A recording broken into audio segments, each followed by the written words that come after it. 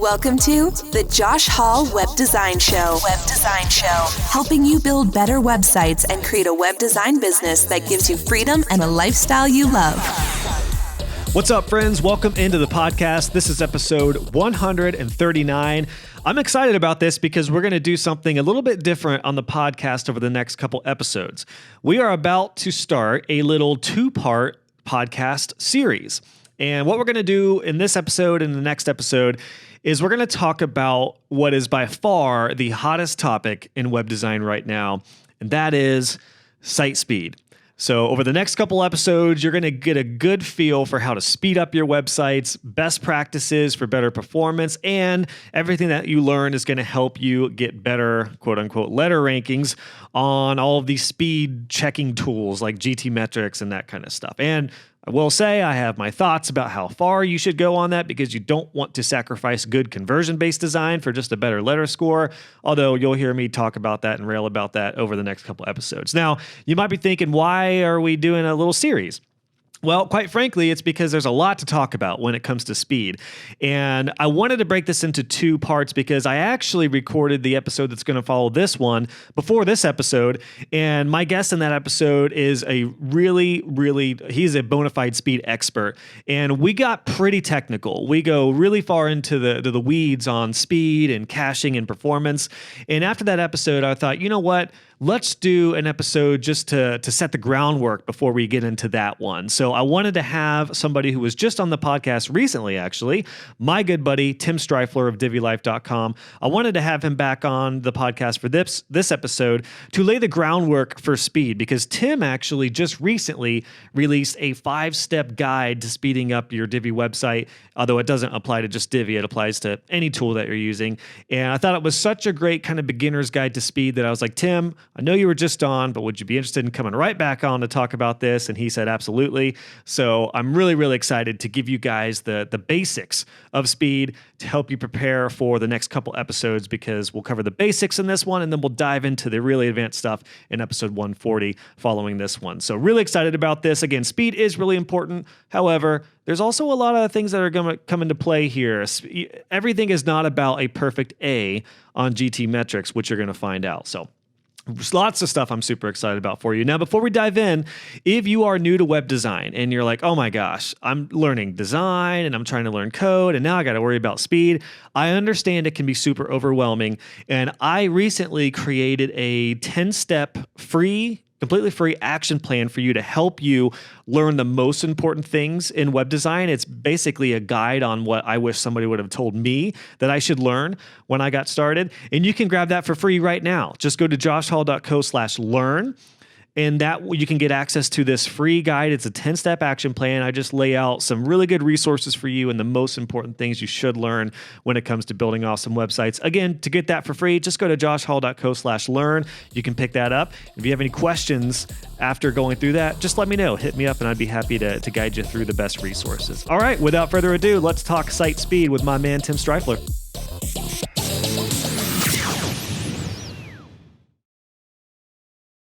Tim, welcome right back onto the show, man. Good to have you on short notice and just a few weeks after your previous interview. Yeah. Well, thanks again for having me back. I am enjoying becoming a podcast regular on the Josh Hall Show. So stoked about that. You're actually my first three-peat. It took forever to get you for round 2, and we're doing it in record time for round 3. I think the last interview, we joked about doing it sooner than later. So yeah, we weren't messing around. And the reason I wanted to have you on is because we've got the episode after this is a pretty in-depth guide on site speed and optimization. And I know you and I had talked about going over site speed because you just recently released a really great 5-step, in my mind, kind of beginner's guide to speed. And I thought, man, what a perfect opportunity to go ahead and bring you right back on to cover this, to kind of preface, speed before we dive into it even further in the next podcast. So Tim, thank you this is a very short notice thing. Thanks for coming back on. And before we dive into these 5 tips that you have laid out, do you want to let everybody know who maybe hasn't met you yet, where you're based out of and what you do? Yeah, absolutely. Tim Strifler, and I am based out of San Clemente, California. I spent a few years in Texas, and then now I'm back in California. And so some people get confused by that because my business technically on paper is still Round Rock, Texas. And just because moving the business legally is a lot of unnecessary effort and cost.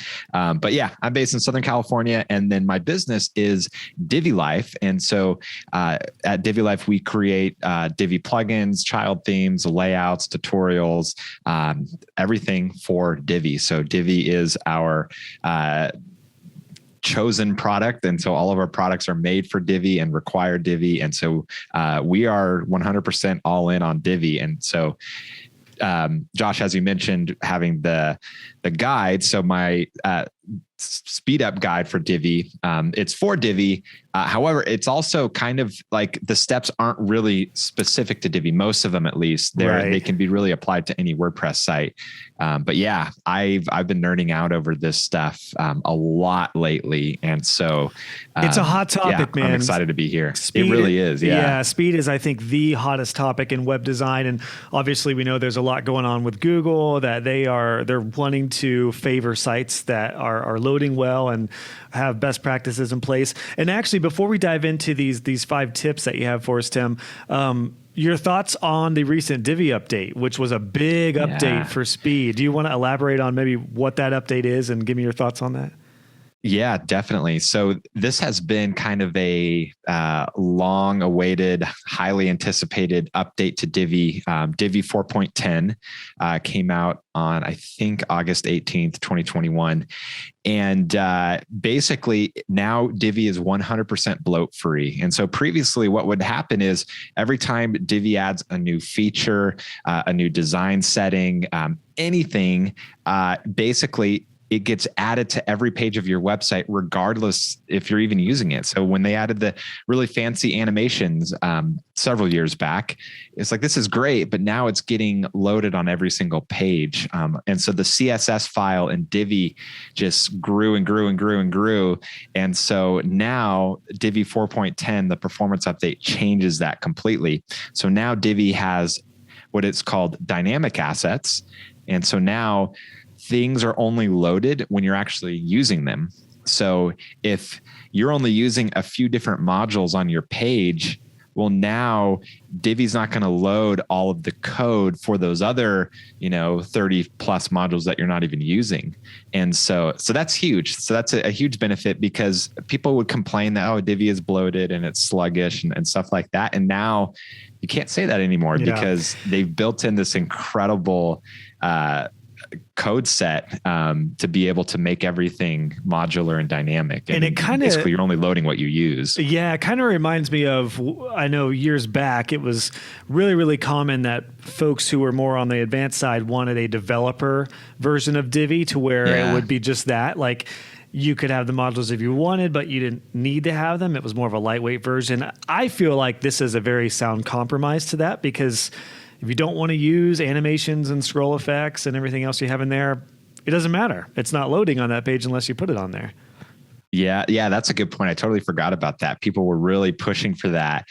And I think they talked about maybe doing it, and then they obviously chose to do this instead, which, I think it's good, because if there was a light version, well, then it's like, well, I want the light version, but I just want one of those little things. And then it's like, which one do you choose? I had Kenny Singh, one of the creators of Divi, on here last year, and I'm trying to remember. I think it was the podcast that I talked with him about that. And he said they were debating it, but the problem was they would essentially be creating 2 different products to manage, because he's like, Divi is Divi. Like, if there's a developer version, it would literally, it would be really tricky to have 2 completely different products that are, almost like one version of another one. And I, like I said, I think this is a good compromise when it comes to speed, because for those who would have had a lightweight version of Divi, if you wanted to have some sort of effect, well, you'd probably have to get another plugin or something. And then next thing you know, you're right where you started with regular Divi. So definitely a really cool update. I'm glad to hear your excitement on it. I knew you were one of the first people I looked at when you posted about it. And obviously I value your opinion of Divi. I think in the Divi realm, you're one of the best people to reach out to and look at what your thoughts are immediately, because you are a Divi guy. It's not like it's not WordPress life, it's Divi life. So exactly. There's a lot of value to that. So yeah, man, these 5 steps. Do you want to maybe just outline what these 5 steps are? Maybe we could just go one by one in this conversation. Yeah. I thought that might be the case. So I have it up here in front of me.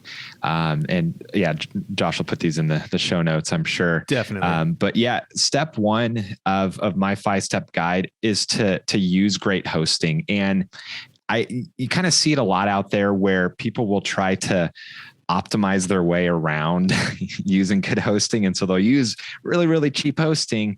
And then they'll just kind of optimize the crap out of it, for lack of a better term, and do all the other things on this list, but they'll kind of skip it. And so you might be able to get around it for a little while and have really poor hosting and still get some decent speeds out of it. However, that can all change on a whim when you have shared hosting and they're cramming a ton of sites on there. And so my advice, and I know you are on board with this, Josh, is get good hosting from the start, and you will thank yourself years later. And so I was one of the people that would try to optimize my way around it, and then I ended up getting hacked multiple times, even though I had the site locked down. And so that's my number 1 step is get good hosting. Yeah. And we'll go through each of these in detail, and then we'll just recap at the end. This is a great place to start, because hosting, it is the foundation of your website, and it's often the foundation of a business, because it really, all of your website traffic, all of your marketing efforts, like SEO, social media, any digital marketing you're doing, copywriting, content, all of that does not matter if you have terrible hosting, because all of that is pointing and should be pointing to your website. I often explain it, and I did this with clients, and they seem to finally get this analogy. It's like building a beautiful house and sticking it right in the middle of the ghetto, or just a terrible end of town. If you have an asset and something that's beautiful, like literally the foundation of where it is really, really important. So if you build this beautiful website that you worked really hard on, but you have cheap GoDaddy hosting, or a host that claims they're great and they're super cheap, you're going to get what you pay for. And it's going to be devastating in the long run for performance, speed, vulnerabilities, everything you just covered. And let's be honest, man, even the good hosts that I'm sure you're about to recommend, they're still really affordable, right? Like maybe it's a couple bucks more a month, but what's a few bucks more a month in the long run for something this important? Yeah, no, I 100% agree. So one thing I kind of disclaimer I like to say when I recommend hosting is this is not every single good host out there. If like the hosting company that you love isn't on this list, like it's not because that host is bad. It's just, these are the ones that I recommend because these are the ones that I am actively using right now. And so I like to kind of say that because hosting can be one of those hot button topics where people were like, oh, I hate this company, or why isn't this company on the list and stuff. It's like, no, like this isn't everything. These are just the ones that I've used, some of them for 5+ years now.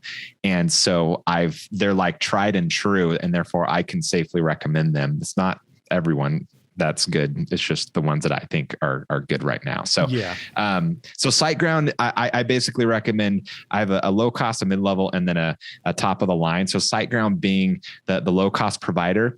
And then, like you said, Josh, they're not super expensive. You can get it started very affordably. And Siteground, in my opinion, is not the same as other shared hosting out there. Agreed. Everything's very fast. They don't cram a ton of websites on each server like some of the cheaper hosting companies do. And actually from Nick Roach himself, because they're dealing with thousands of customers and a lot of different hosting companies, and Siteground consistently was one of the companies that had the least amount of issues and was always really fast. And so that was why Elegant Themes partnered with Siteground, and they're one of their recommended hosting companies as well. So I think do you use Siteground? I use Siteground. Yep, I use Siteground. I have since the end of 2015. Yeah, I'm definitely it ain't broke, don't fix it kind of guy. And that's exactly how I felt with SiteGround. They've always been a rock for my business, and they just continue to innovate and get better and better, especially for the price point. Like it's wild. So I agree. SiteGround's my top recommendation as well. Yeah, absolutely. And then Flywheel is my mid-level recommendation, and also coincidentally is another one that's partnered with Elegant Themes. These aren't why I chose them. I was using all three of these before, but it just happened that and I guess it's kind of reassurance that they're great companies, that Elegant Themes also partnered with them. Yeah. So Flywheel is a little more, it starts at about $15 a month for one site. And then they have some bulk plans. I think I'm on like a 20 or 30 site plan, and I have all of my plugin demo sites on Flywheel. So DiviPopup.com, which is Divi overlays, and my Mega Menu plugin demo and so forth. And so basically it's like my plugins are the bread and butter of my business. Mm-hmm. And so it's like I'm trusting them with the demo sites for the bread and butter of my business. Yeah. So that's like, it's not just a company I recommend, it's because I actually use them. So. Yeah. That's beautiful. And then one thing I do want to say quickly about Flywheel, as well as the top of the line recommendation, is these are what they consider, they call them managed WordPress hosting, which basically just means that there's some extra bells and whistles that are built into it.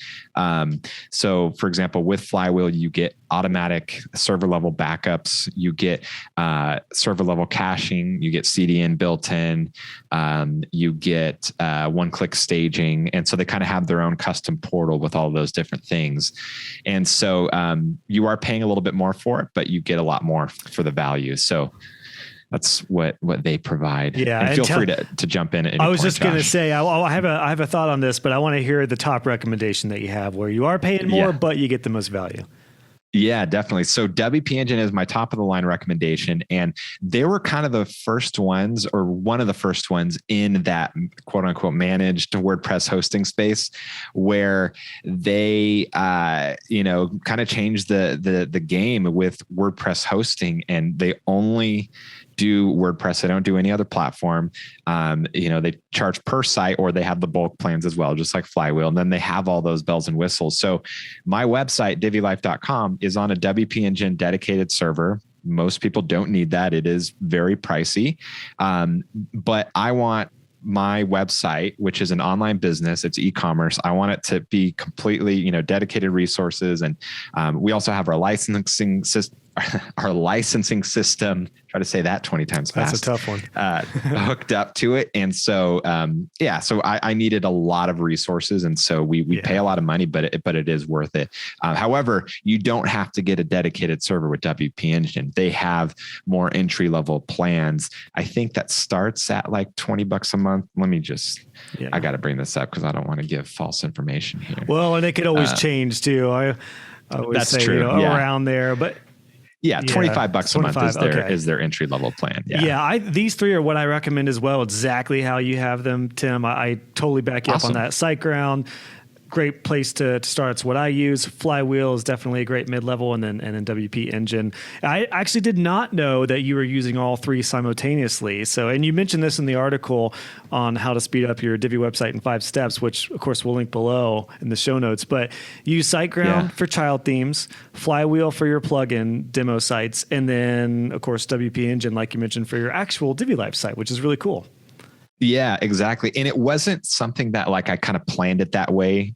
It was that's just kind of how it happened, because I was like, okay, well, WPEngine is expensive, and I had some child theme demos on there on a different plan, and then it's like, okay, like we're going to be pumping out child themes. I need something a little more affordable. So then I chose Siteground and really liked it, and then I'd been hearing a lot about Flywheel for a while, and so I got a test account, and then I ended up putting, can't remember what my first site on there was, but anyways, and then I ended up upgrading to a bigger plan and putting, DiviPopup.com, Divi Mega Menu, those ones on there. So, just kind of worked out that way. And so now I feel like that's a good place to be, having different options and so forth. And then also because we create software products, plugins and child themes and everything, having multiple different hosting companies that we can easily spin up a site to test to make sure our products are working properly.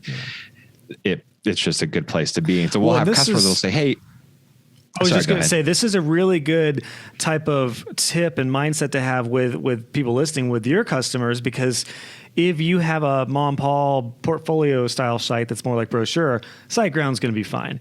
But if you have an e-commerce site that's doing hundreds of thousands of dollars and has a lot of resources, there are some hosting options on Siteground, but you may also want to consider Flywheel or WPEngine, depending on the needs of the client. So I just want everyone to know, even though no one's going to have a Divi Life type of business likely, there's still, a lot of times where you might want to have different hosting options for different clients. Yeah, no, that's a great point. Absolutely. And that's kind of the beauty of these companies, is they do have those different options, and they can grow with you. So I imagine with Siteground, as your business, where you added on e-commerce, selling your courses and stuff, upgrading your Siteground plan to facilitate getting more traffic. You're getting a lot. How many YouTube subscribers do you have? A lot. 24K and 2 million 0.3 views or something like that now. Boom. So it's a lot. So you're getting a lot of traffic from YouTube and stuff. So your hosting plan has grown with you. Right. I've upgraded, and I'm about to pull the trigger on a more like managed cloud server version for the site. So that's next. Yeah. But all to say, hosting is the start. This is the foundation. I think we've pretty much covered the most important reasons. You've got to have good hosting, because like you said, you can do all these other things we're about to cover, but if you have bad hosting, you might make a little dent, but at the end of the day, you can only do so much with bad hosting. It's like working out and then just having an absolute terrible diet along with that. You're only going to go so far. So you kind of just described me in my personal life a little bit, eating a ton of dessert and then wondering why I'm not losing weight. Well, it's like I'm exercising. I described myself as well. So we're right there. I think the first interview you were on, we were talking about dropping some web design pudge, and we're dads now. We can embrace the dad body at this point. So there we go. That's true. Yeah. And studies show that women actually like the dad bod. So hey, web design, dad bod. I'm in. I'm game. Well, sweet Tim. So great. Hosting's the first step. Take us to number 2. This is something that I really don't know too much about, and I think a lot of people are confused. But what's step 2 here for us? Yeah. Step 2 is use proper caching. And I don't want to overcomplicate it because there's a lot of different types of caching, but essentially, and we do cover that in the episode that's going to follow this, the advanced caching. And by the way, I'm excited to watch that myself and learning some of those super advanced things. Oh, and by the way, the guide that we're kind of going through here, it's like you said, it's more beginner friendly, but also these are the 5 things that are going to make the biggest impact. And so that was like, these aren't the only 5 things that you can possibly do. Like there's a million different small things, and it's going to vary based on the site. But the 5 things here are the things that are going to be pretty much needed for most sites, and they're going to make the biggest impact. So well said. Yeah, I meant to say that at the beginning. Caching, essentially what it is, or before I can explain caching, let me explain quickly how WordPress typically works. WordPress is a dynamic content management system. And so the way that WordPress normally works is when you visit a WordPress website, WordPress then goes to the database and grabs the most recent version of the content and then builds the page dynamically on the fly. And that's what they refer to as the WordPress loop, because it's going up and then back down.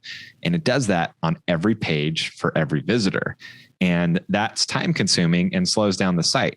And so some super smart people came up with the idea of caching, which basically takes a static version of the page and then loads that to the visitor instead. So you don't have to do that loop every time. And then if that page gets updated, well, then you update the caching plugin will automatically update the cached version of that page.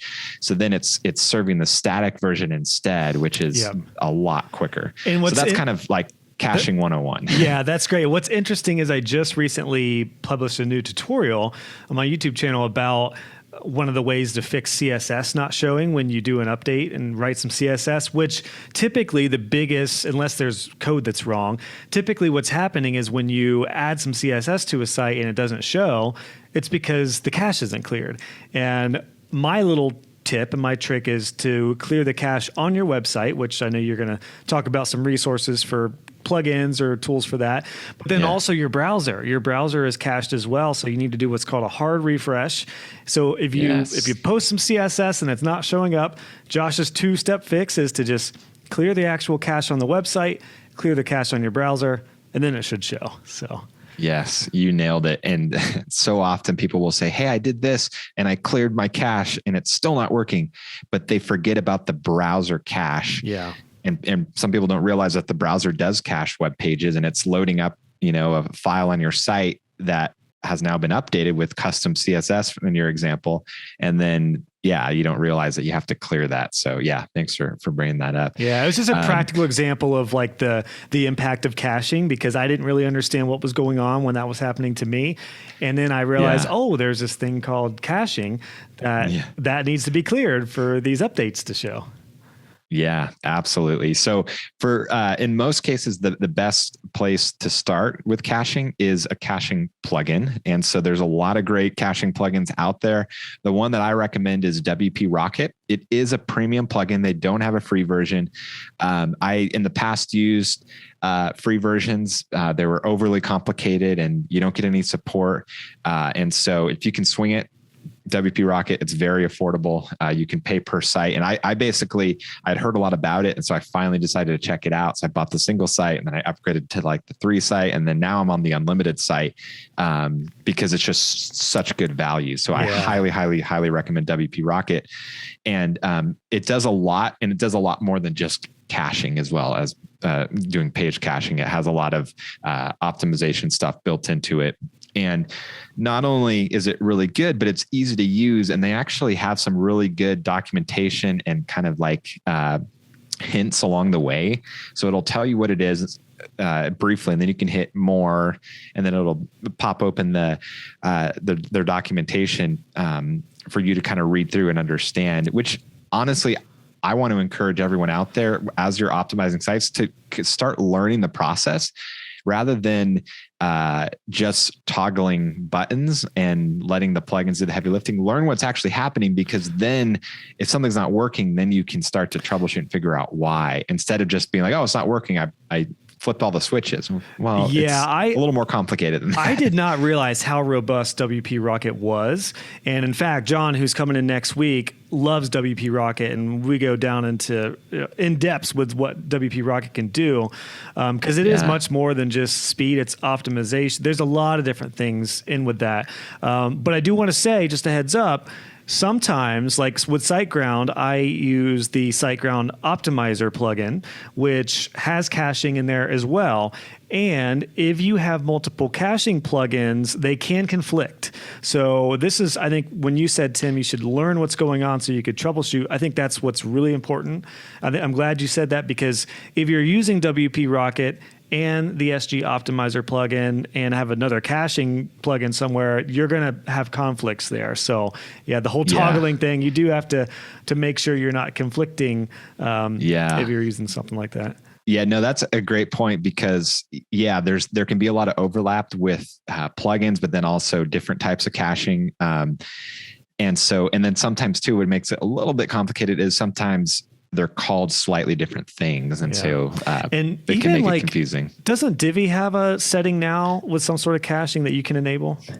Yeah. So Divi has a static CSS file generation. And this actually isn't part of the brand new update. They've had this for a little while, where when you're making customizations in the page builder and the Divi builder, and you're, adding drop shadows and doing this, doing that, changing the button styling, rather than it loading all of that in line on the page, it then takes all of those customizations that you made and they put them together into a static CSS file, and then they load that. And so that again is another cache that you have to learn how to clear, because sometimes that static CSS file you're loading a previous version of that instead of the most up to date. Yeah. And so that's in Divi theme options. Are you using WPRocket on all of your sites across all these hosts, or have you played around with just the caching that the hosting companies provide? Because I'm trying to go as far as I can with the Siteground optimizer without adding a caching plugin.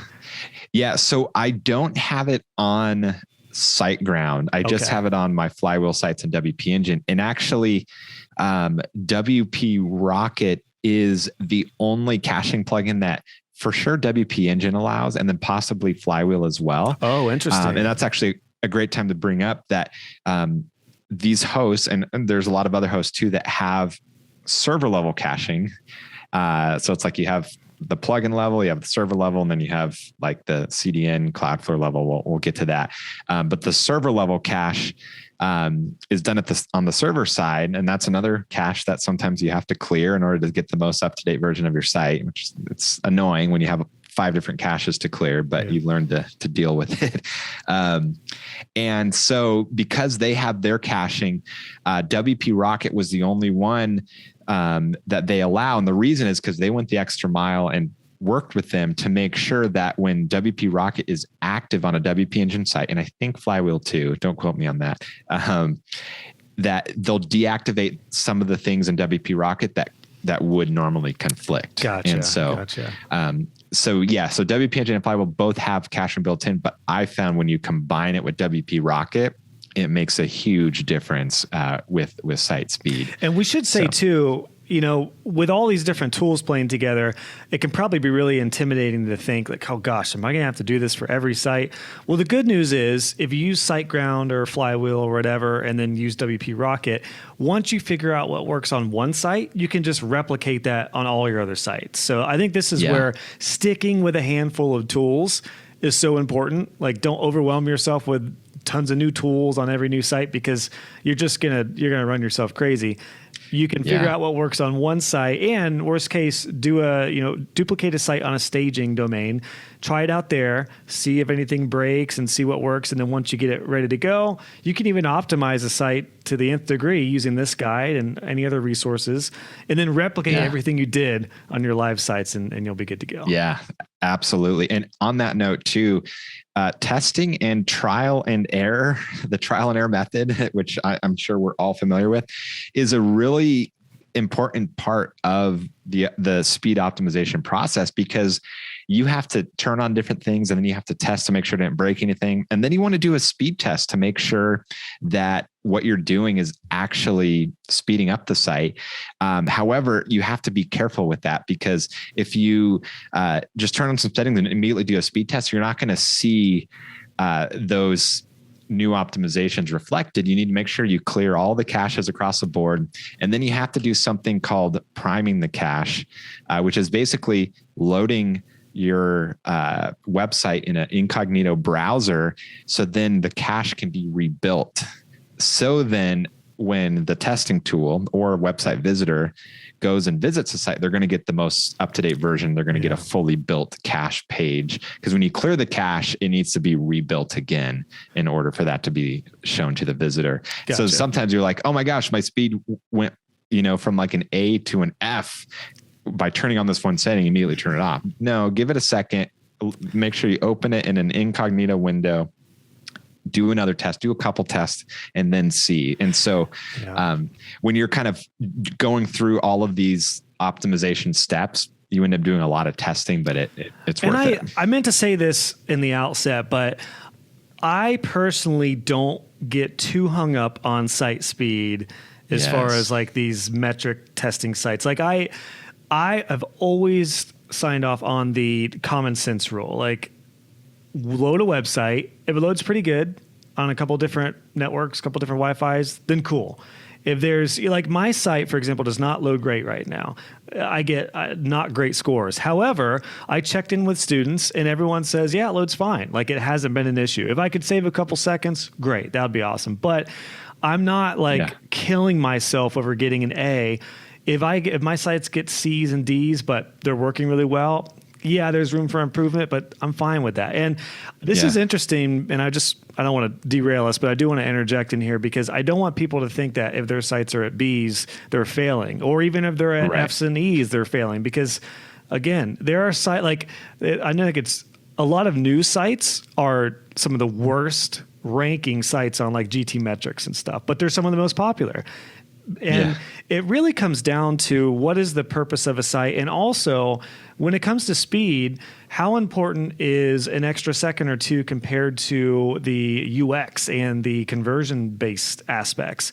And what I mean by that is, our friends at Artillery Media, Jake and John, their site does not get great load speeds on GT metrics, but because I had Jake in my web design club and we did a training, we talked about this. He was like, what's more important for us is that people go to our site, it loads decent, and it really entices them and engages them. So they have a video background and they've optimized it as best as they can. They have a lot of other elements, but the thing is, they're not a Divi life. They're not getting thousands and thousands of views all over the world. They've got a handful of local businesses that are going to their site and they're converting them on a really high level. That's more important. Like higher conversions with a higher paying client is more important than a couple seconds of loads. So I wanted to say that to say you do have to, I think, balance this with like what's good for the website and your customers versus what's good for paid speed in Google. Yeah. Oh, absolutely. And then on top of that too, balancing like the time, effort, value aspect where like, you might be able to squeeze a little more speed out of it, but is it worth the time? Because it's like you can get like 80%, 90% of the way there following these steps and not spend a lot of time. But to get, the extra, 10% worth of speed, you're going to be spending, hours and hours. And trust me, because I've gone through it because I wanted to do it in order to make sure that I could, have the authority to, teach this stuff in the guide and everything. But in most cases, that's just not worth it. Like, it's like barely faster, maybe a little better score, barely faster, but like way more time for most sites that you build. That's just not worth it. Yeah. It's a great point. Yeah. And thanks for bringing up the score disclaimer too. I meant to say that I have it in my guide, but scores aren't everything. The testing sites should just be a tool to help you identify the weak points. Like, hey, the site's really slow. Okay, well, let's try to figure out why. The testing tools will give you a breakdown. You can look at the waterfall to see what's taking a long time to load. But don't over focus on that score and that and everything. And like you said, the score isn't everything. And sometimes even you can have a great score, but a slow load. It doesn't happen a lot, but there's sometimes that can, I've seen it myself where it's like, oh, I'm getting a great score, but it's like a 6-second load time. Like generally that's not considered to be a great load time. Or the opposite where it's loading fast, but yet you're getting a poor score. So that's why you kind of have to take the score with a grain of salt and just use it. That's where my site is. JoshHall.co loads pretty dang quick. I mean, anyone can check it out right now. It'll load pretty quick, but I don't have a great score. I don't care right now. Like I'll work on it, but it's not that much of a priority because it is working. So great steps here at first. So we've covered, number one, hosting. I know we'll go through the next three here a little quicker. Caching. I think we've covered enough on caching. Most sites have some sort of, or hosting companies have some sort of caching natively or a plugin. And then WPRocket is definitely something that I know you stand behind, and I've got a lot of colleagues who love it, so I'll recommend that as well. Step number 3, I think is the most important, other than hosting. And I want to mention something I saw in my Divi Web Designers Facebook group recently. You may have seen this, Tim. Somebody posted in there and said, "Why is my site loading so slow? I only have one video and a few images on it." Why don't you take it from here? What could be the problem there, Tim? Yeah, well, videos are huge. Like in most cases, I say don't use a video. There's rare cases, kind of like Artillery Media, where their background video and the clients that they were wanting to entice and impress, it makes it worth it. But in most cases, having background videos are not a great idea. It's not worth the decrease in performance. Is that what you were going to say? Yeah, exactly. And I guess we should say step number 3 is optimizing images and, media assets and stuff. Yeah, because I agree. I think in their case, their video is a nice little B-roll of them working in their workspace. It looks super professional. It's really engaging. That really works well for them. But yeah, in most cases, I generally advise steering clear against video. I mean, there are ways to optimize that and host it elsewhere, but that in images, that's the killer. And this is where I struggled with clients who were updating their websites. This is one reason I ended up creating a client resources page, is because they didn't know that if they take a picture and download it onto their computer and then upload it onto the site and it's a 5 megabyte picture, that ain't good. That's going to be a big problem. So image optimization is absolutely crucial. So yeah, what are some of your tips for image optimization and making sure? Yeah, and there's 2 sides to image optimization. There's resizing. So for example, you don't want a pixel or a photo that's 5,000 pixels wide on your site. There's never a reason to have that. And so that's one thing, is make sure they're the right size.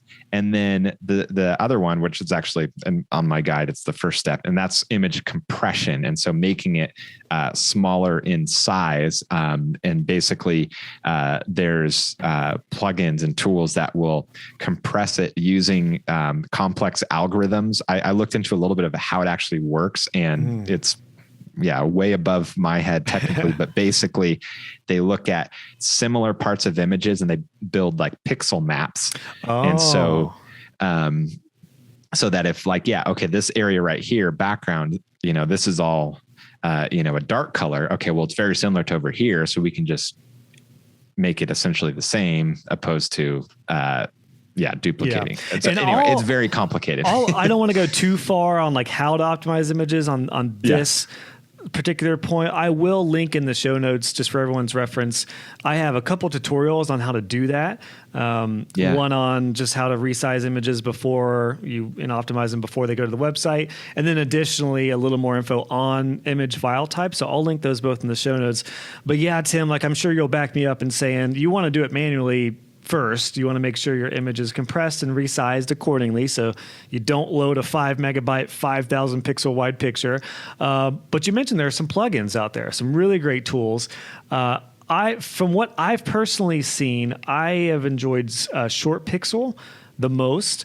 I know you got one that you recommend that I haven't actually used myself, but I've heard good things about. Short Pixel for me always did a great job. There's WP Smush, which will, compress your images. But yeah, what are your thoughts on some additional tools that can help us make sure they're optimized as best possible?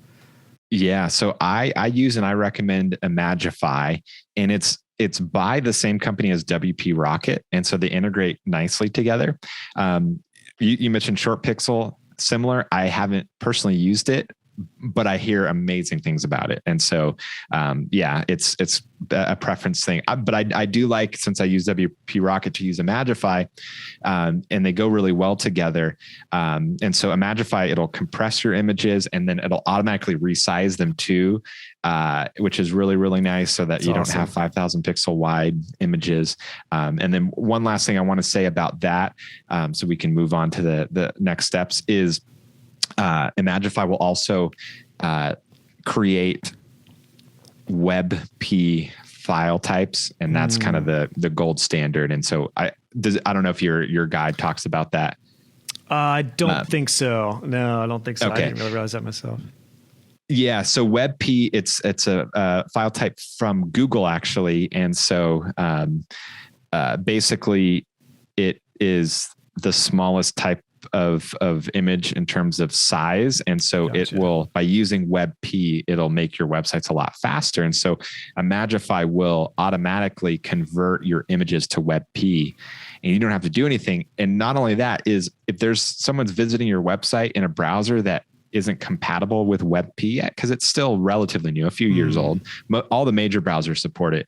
But if they're using some weird browser or an outdated version of a browser, then Imagify will automatically just serve up the JPEG or PNG instead. Oh, that's beautiful. So Yeah. So that can make a huge difference too. 20-30% decrease in size by using WebP, and it's an automatic thing. So you don't have to go and change anything. That's you awesome. Just make sure the box is checked inside. Well, I've been calling it Imagify. So I wouldn't be surprised if I, completely butchered that. You and I have famously talked about how we either say words differently or wrongly.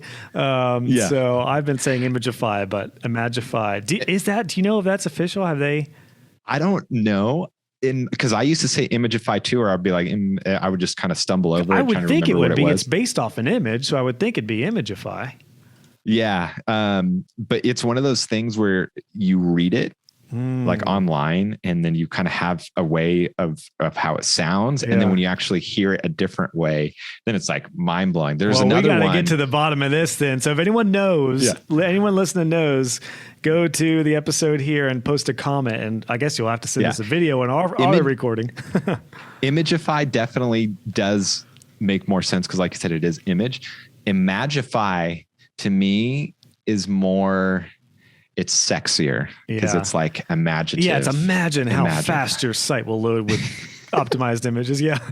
Well, that's great. We're writing their marketing for them. Oh yeah, there we go. Hopefully they get this and give us a kickback. So yeah, so in short, because I know we got to get through the next couple. I'm on a bit of a time crunch with this episode on my end.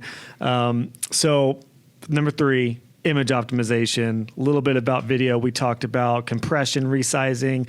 I'll link to some resources, and then Imagify, whatever you want to call it. That's a great option. There's Short Pixel, WP Smush. However, some of those plugins can be a little bloated. I always found WP Smush to be a little bloated. So I think that's one reason I liked Short Pixel more, but I imagine this one's good as well. So yeah, man, before we move on to 4 and 5 here real quick, any final thoughts on image compression or optimization? No, I would just say, to reiterate what you said, it's extremely important. I kind of went back and forth on having it number 2 or 3, a caching and image compression. But yeah, it doesn't matter whether it's number 2 or 3. It is very, very important, because images take up a huge amount of real estate on your site, and they're typically the biggest files that your website's loading. And so you want to make sure that they're as small as possible. Great call.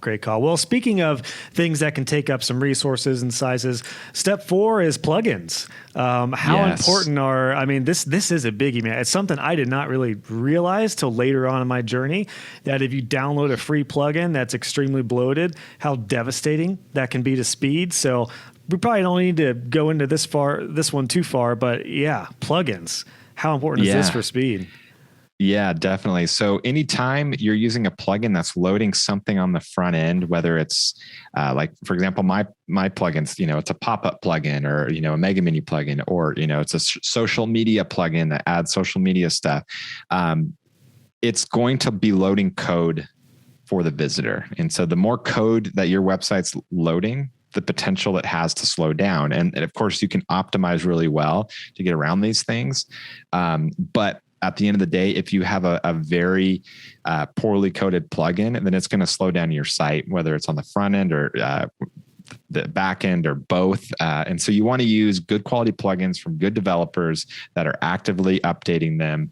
And then you only want the plugins that you actually need. And so every time you add a plugin, think, okay, do I need this? And what are the ramifications of it? Because you might install it and it kind of adds, something cool, but then at the end of the day, you realize that, hey, it's really slowing down my site. Probably not worth it. Two practical examples of some optimizations I'm about to make to my site in regards to this. I have 2 plugins that are cool on my site, but I'm about to drop. One is the footer of my website currently has a little Facebook like box, and it's a plugin. And the problem with that, though, as I've looked more into speed, and I just kind of more recently realized, wow, that's a cool effect.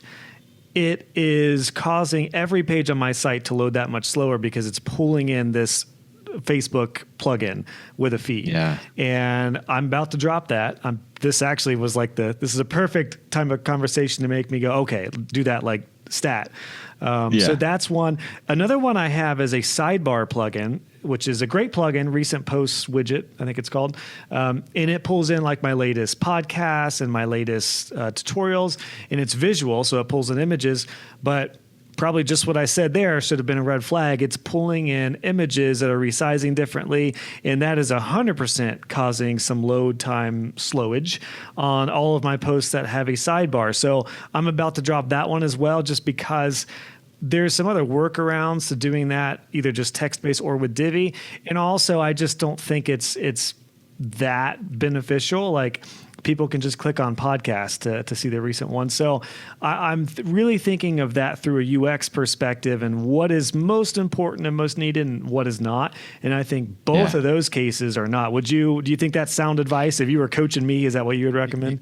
Yeah, absolutely. I think kind of asking yourself those questions, what's more important in this case, and like there's certain things where it's like, yes, it is slowing down the site, but it's crucial. Like your e-commerce stuff for your site, like it 100% is adding some load time, hopefully not too much, but you can't not have that. Like that's crucial when you're selling courses and products and stuff like that. But yeah, and those things that it's nice to have, but not worth the extra bloat. I hate using that word because I feel like it's very That's a extreme, great point, Tim. Like on a podcast page, I generally have episodes represented or sponsored by a course since I don't take on ads. And I have a little like promo section that's like, this episode is presented by my SEO course. And that is bringing up a little Divi module with a link to the course and some resources. That is, in my mind, very worthwhile having. However, the most recent 3 tutorials, would that have that other plugin, an extra bloat? Maybe that isn't as needed, or maybe I could just do it in a more lightweight version. So I think this is a great example of how to kind of look at your site or your client's site and evaluate what is most important within, again, UX, conversion versus speeds. And it all goes down to good plugins using good stuff.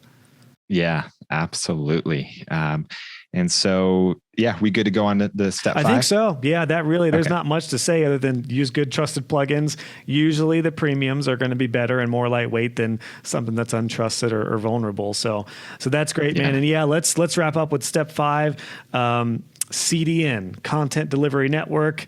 This is something that I think confuses a lot of people. I know it confused the heck out of me when I kind of started learning about it. So give us what you got on CDNs, man. Yeah, like you said, CDN stands for Content Delivery Network. And basically what it is, I'm just going to read it and help me explain it better. Read from my guide. A CDN will copy the heaviest parts of your website to servers around the world and then serve the visitor from the server that is geographically closest to them. So in a nutshell, if your website is hosted in the US, but you have visitors that are coming to you from Europe, for example, it's going to take a little bit longer than someone who is loading your site locally from where you are. And so with that, if all your traffic is purely local, then you don't really need to worry about this so much. But if you do have web visitors coming from different parts of your country, different parts of the world, then you might want to consider a CDN, because it's going to take the heaviest parts of your site, the images, the CSS files, stuff like that, and then load it. When a visitor loads, it's going to see what server is closest to them, and then load those parts of the website to them from that server, and so it can drastically speed up load time. Great point. Yeah, that's a really big distinction to make with, like, if you're a local pizza shop and you're just servicing people in your local community, you don't need a CDN because everyone that's your traffic. And in a lot of cases, I know you mentioned this in your guide, most hosting companies allow you to choose what server you want your website to be on, like the files to be on. So, if I'm going to serve Chicago server, that's the one I'm going to choose. It's going to load from there. Whereas somebody in Australia, it might take a little bit longer to get to them. So for sites like mine, for yours, or anybody that's going to have more of a national or worldwide brand, CDNs are crucial. And there may be people who say every site should have a CDN. I'm open to hearing about that, but I would think the artillery media type local business service providers and stuff, I don't know if they're going to need this because it's delivered to just the people around you anyway. So. Right. Yeah, exactly. And I'm I would say on that note, I don't know the answer for purely local, because I think you could make the argument that a CDN is going to load some of the heaviest parts of your site faster. And so that would, I think, be the argument. And so I think at the end of the day, if you're curious and your site is, your traffic is purely local, we'll sign up for one for, a month and test it out and see. And that's why I love WPRocket is they have a partnership with a major CDN called Stackpath. And so they rebranded to and call it Rocket CDN. And so Rocket CDN, with one click, it'll automatically configure everything for you. And so you can try it out for a month if you're using WPRocket and then do some testing and see, is it actually making a difference, even though my traffic is local. Okay. So, yeah. And I know so I recommend, Cloudflare is another one you mentioned. I think that's probably the most popular nowadays as a CDN. Yeah.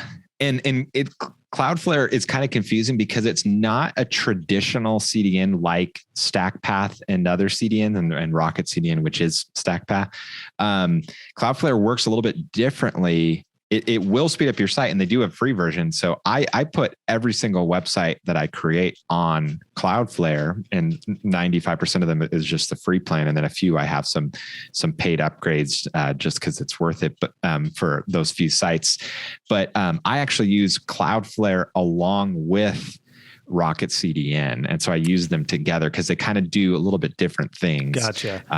It's complicated, but yeah. The back to the caching thing. When you do Cloudflare, do you have to do a separate cache when you have some sort of CDN, or does that not make a big difference as far as like another level of caching? Yeah, so it is another level of cache. So when I'm like doing testing and stuff, like I'll have Cloudflare open, I'll have my server, like hosting company control panel with the caching page. And so I'll just go through and like clear Cloudflare, clear the server cache, clear WPRocket cache, clear Divi cache. And so, it's like you get really quick at going through and clearing them all and stuff. And they do slightly different things. And so sometimes one will affect whether or not you're seeing the most recent version of the page, and other times, another one. And so I just do them all just to be safe rather than wondering what's going on. So Gotcha. But yeah, it is another cache for sure. Yeah, but well worth it. Yeah, very, very, very cool. Well, Tim, this is great, man. Your 5-step guide. I'm going to make sure we link this in the show notes. Just a real quick recap. Step number 1, hosting, really good hosting. We dove into some options for that. Number 2, good caching. We talked about what that is and some resources for that, including WPRocket. Step 3, which is definitely the most important, I think, is optimizing your images and media like video and stuff. We talked about some ways to go about that manually, and I'll have some resources for that. And then with a couple of different plugin options. Step 4 was using good plugins and being intentional about when and where you use those. 5, a CDN to make sure your content is delivered as quickly as possible. I was going to ask where you wanted people to go. I imagine the actual guide that you have is probably where you'd like people to go after this talk, right? Yeah, absolutely. It'll walk you through. And then I have a video too, that's on the blog post. So if you wanted to watch in a video format, basically it's a video of me going through the guide, but if you're already watching this, you probably don't need to. I watched the video. I didn't read it at first. I just watched the video. I like the video. So I thought that was great. And it's a pretty quick video too, right? Is it 10 or 15 minutes, something like that? That's a great question. I do not remember. Let's see. Oh no, it's a little longer. 40. Okay, that's right. Well, maybe you do. Maybe there's room for a 5 to 10 minute quick version that will be the perfect lead in for the 40-minute for folks who just want. There you go. That's a great idea. So there you go. That's on me, Tim. That's a strategy on me. Or maybe I'll do a quick 5 to 10 minute guide and then link to your videos. I'll put it on the page there. This is SEO juice in the making right here. So yeah. Well, Tim, I'd love to ask you a final thought on speed, because we'll wrap this up here. Great beginner guide. Again, this is a perfect kind of preface type episode before we dive into the next one, which is more advanced. What are your thoughts? Like if somebody is just brand new to web design and is just overwhelmed by learning all the things, including speed, when it comes to speed, what would you tell them? Is there a certain thing you want to focus on? What is your advice for somebody just starting out with trying to get better speeds? Yeah, I would say start with good hosting and then go from there. Just like everything with web design, you can build as you go. You don't have to learn everything from day one. It's impossible. And so, from day one, you don't learn CSS. You learn CSS gradually. You enroll in Josh's course and you learn it step by step. And same thing with optimization. Start with the basics, good hosting, and then move on from there. And so it can really be easy to get yourself overwhelmed with all the technical aspects and everything you need to do. But yeah, start with the basics, and then as you're learning, start adding in the different optimizations, images and the caching and CDN and stuff like that. I agree. And I think that's why your guide is such a perfect, I would call it a foundational guide. Like it's kind of a beginner's, but it is the most high impact as well. At the end of the day, though, to me, these are the pillars, the 5, this is the foundation that you really need to understand, because you could go into each one of these in a lot more detail, but as long as you have a good grasp of at least good hosting, caching and images and plugins and CDN, that's a great place to start. So love what you put together, Tim. Always big fan of you and your resources. I know my audience appreciates everything you do. So thanks for coming on again in such short notice. And I guess we'll get ready for round 4 for the next one.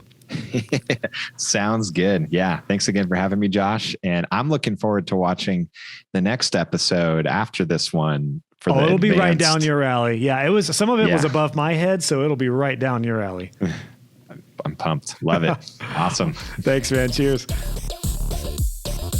Hey guys and gals, just wanted to pop in with a couple things before you head out. If you enjoyed this episode, please consider leaving a review on iTunes or wherever you listen to this podcast. I would love to hear your feedback, and it will also help other web designers find the show.